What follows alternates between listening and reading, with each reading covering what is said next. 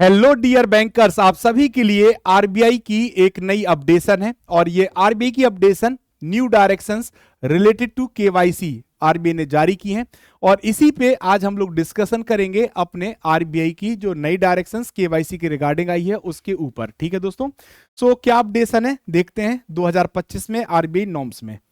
चलिए देखते हैं। So RBI issues new KYC RBI issues new KYC directions 2025. So Reserve Bank of India eased the know your customer norms for convenience of the customer according to the circular release on 12 June. तो इसका मतलब यह है कि reserve bank of India ने 12 जून को एक नया सर्कुलर जारी किया है और इसके तहत जो केवाईसी अपडेशन की गाइडलाइन है उनको और ज्यादा ईज यानी आसान कर दिया है। और देखते हैं क्या क्या चेंजेस इसमें हुए हैं दोस्तों। सबसे पहले RBI allow KYC updation for low risk customer till 30 जून 2026, यानी जितने भी बैंक के पास, बैंक को यहां पे क्या कहा गया, रेगुलेटेड एंटिटीज। क्या कहा गया, रेगुलेटेड एंटिटीज। तो बैंक के पास या रेगुलेटेड एंटिटीज के पास जो लो रिस्क कस्टमर हैं, जितने भी लो रिस्क कस्टमर हैं, इनकी जो केवाईसी अपडेशन है उसके लिए आरबीआई ने इनको 30 जून तक का समय प्रोवाइड किया। 30 जून 2026 तक का समय बैंकों को प्रोवाइड किया है। किसने? रिजर्व बैंक ऑफ इंडिया ने। अब यहां पे क्वेश्चन आता है लो रिस्क कस्टमर कौन होते हैं। तो केवाईसी के आधार पर अगर हम कस्टमर्स को डिवाइड करें या बैंक जो कस्टमर को मॉनिटरिंग पर्पस से डिवाइड करते हैं वो 3 कैटेगरीज में करते हैं। सबसे पहली कैटेगरी होती है लो रिस्क कस्टमर, जिनकी आय का ब्यौरा बैंक को आसानी से मिल जाता है, वो लो रिस्क कस्टमर कहलाते हैं, जैसे सैलरीड पर्सन। फिर आते हैं मीडियम रिस्क कस्टमर, जो कि जिनकी आय का ब्यौरा थोड़ा सा टिपिकल होता है बट उतना कठिन नहीं जितना माना जाना चाहिए। तो उसे हम जैसे उन्हें हम रखते हैं मीडियम रिस्क कस्टमर में, जैसे पार्टनरशिप फर्म्स। और तीसरा होता है हाई रिस्क कस्टमर, जिनकी आय के ब्यौरा में बहुत ज्यादा टेक्निकलिटी होती है, तो उन्हें हम हाई रिस्क कस्टमर में रखते हैं, जैसे कि politically exposed person, high net worth individual. ठीक, तो यहाँ पे आरबीआई ने जो ईज किया है नॉर्म्स को, वो लो रिस्क कस्टमर के रिगार्डिंग किया है। तो लो रिस्क कस्टमर जितने भी रेगुलेटेड एंटिटीज के पास होंगे, इनका केवाईसी अपडेशन 30 जून 2026 तक सभी रेगुलेटेड एंटिटीज को करना है। तो की डायरेक्टिव्स क्या क्या प्रोवाइड की हैं आरबीआई ने। पहला, ट्रांजैक्शंस फॉर इंडिविजुअल, अगर इंडिविजुअल के जो भी ट्रांजैक्शंस हैं अगर वो लो रिस्क कस्टमर की कैटेगरी में आ रहे हैं, should continue while ensuring their KYC details are updated by June 30, 2026 और within 1 year of falling dues whichever is later. इनका कहना है कि अगर मान लीजिए कोई लो रिस्क कस्टमर है, ठीक, और उनका केवाईसी अपडेट नहीं है, तो उनके ट्रांजैक्शंस आप मत रोकिए, उनके ट्रांजैक्शंस को आप कंटिन्यू चलने दीजिए, बशर्ते 30 जून 2026 के पहले उनका केवाईसी अपडेट कर लीजिए, या फिर फॉलिंग डेट से 1 साल के अंदर जो भी बाद में आएगा, ठीक है, उस डेट का तक आपको केवाईसी अपडेट करना है। किसका? लो रिस्क कस्टमर का। Second, the directives was prompted by significant delays in the periodic updation of KYC। तो इनका कहना है कि जो भी डायरेक्टिव्स आरबीआई ने प्रोवाइड की हैं, है ना, तो इनको prompted by significant delays, जो भी आपका significant delay यानी देरी हो रही है in the periodic updation of KYC affecting account open for the direct benefit transfer and प्रधानमंत्री जनधन योजना।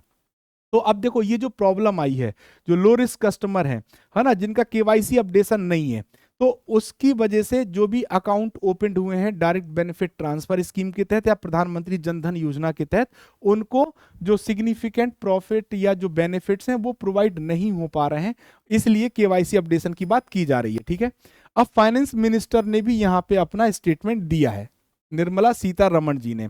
तो finance minister Nirmala Sitharaman has encouraged the financial sector to enhance KYC process.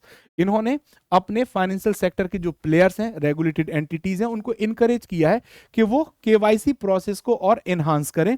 C emphasized reducing unclaimed assets across various financial sector and ensuring expedited refund to the rightful owner। इनका कहना है कि जैसे जो भी फाइनेंशियल इंस्टीट्यूशंस हैं जिनके पास अनक्लेम डिपॉजिट्स पड़े हुए हैं कस्टमर के, वो डिपॉजिट्स जो रियल ओनर हैं या जो उनके पास राइटफुल मतलब क्या राइटफुल ओनर है, उनको वो assets as fast as possible return कर दिए जाए। ठीक है दोस्तों, तो ये बात निर्मला सीतारमण जी ने कही है।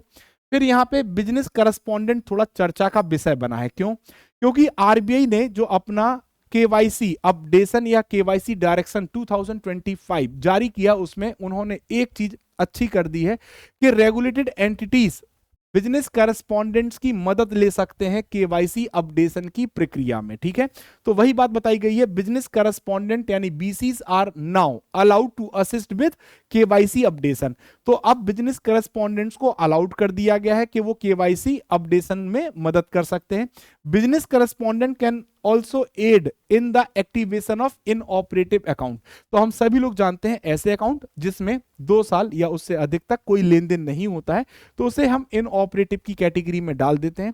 और जितने भी अकाउंट इनऑपरेटिव हैं, इनको रीएक्टिव करने के लिए हमें केवाईसी फॉलो करना होता है बैंक के साथ। तो यहां पर भी बिजनेस करस्पॉन्डेंट आपकी मदद करेंगे। फिर आता है self declaration from customer can be obtained through business correspondence when there is no change in KYC information, only an address is changed। अगर किसी भी कस्टमर के केवाईसी में कोई भी चेंज नहीं हुआ है, सिर्फ उसका एड्रेस चेंज हुआ है, तो कस्टमर का self declaration form business correspondents के थ्रू ऑब्टेन किया जा सकता है। ठीक, तो ये बिजनेस करस्पॉन्डेंट्स से रिलेटेड, उनके रूल से रिलेटेड जो भी चीजें बताई गई हैं आरबीआई के द्वारा, वो हमने आपको बताई हैं। और पीरियोडिक केवाईसी अपडेशन से रिलेटेड भी कुछ पॉइंट्स यहां पे आरबीआई ने रखे हैं। क्या?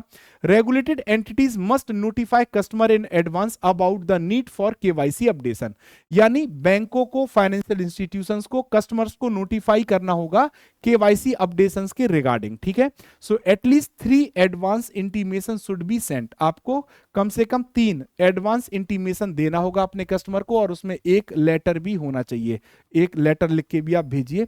पोस्ट द ड्यू डेट, अगर ड्यू डेट के बाद की बात की जाए, at least 3 reminder should be sent to the non compliant customer. ऐसे कस्टमर जिन्होंने कंप्लाइंट फुलफिल नहीं किए हैं, उनको आप 3 रिमाइंडर देंगे, उसमें भी एक लेटर होगा।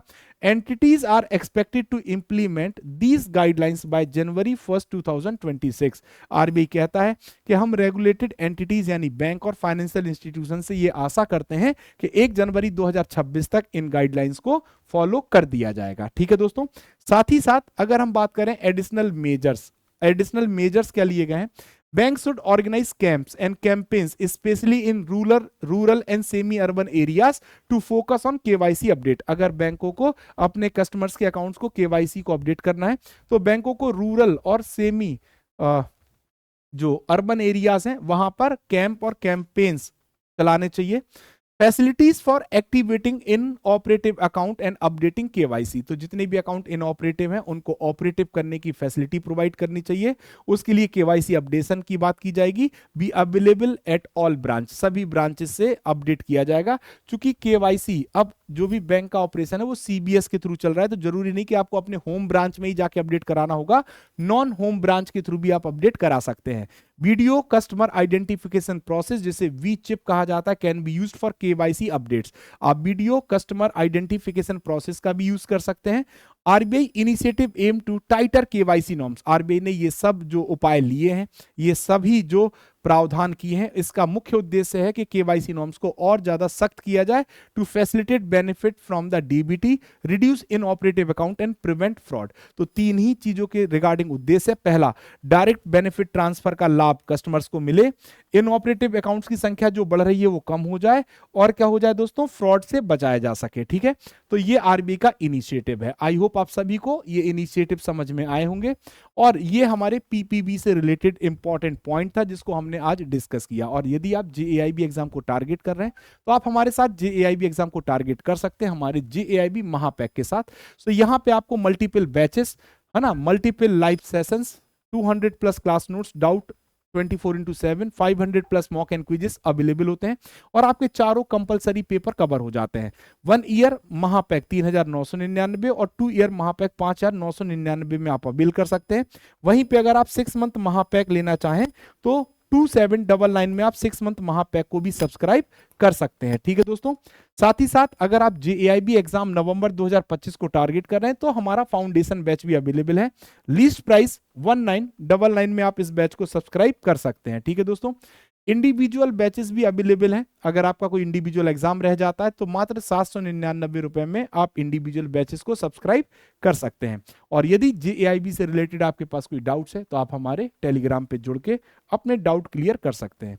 तो थैंक यू वेरी मच। आज के सेशन में बस इतना ही। ये था अपडेट आरबीआई के द्वारा जो कि प्रोवाइड किया गया है केवाईसी के रिगार्डिंग। तो थैंक यू वेरी मच।